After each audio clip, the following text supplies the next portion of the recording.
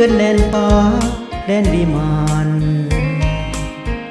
ดังที่หกโผบินพันผ่าน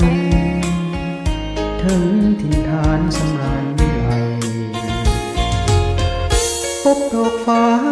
งามผ่องพันยิ้มยวนสวนฝันสวนอะไรงามน้ำถ้อยงามทั้งน้ำใจพาลงไหลอยู่ทุกเวลา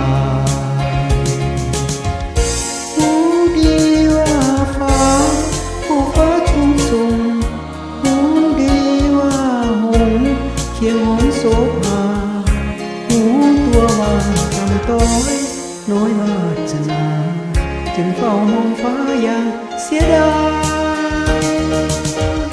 แม้นปองฮักคงบ่สมจึงขอเส้นทรงเพียงภาพถ่าย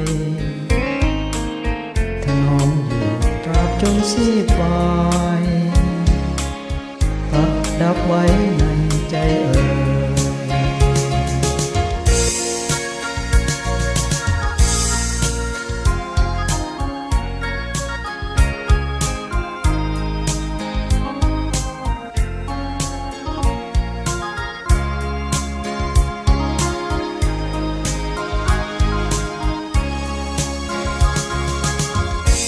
หูดีว่าฟ้า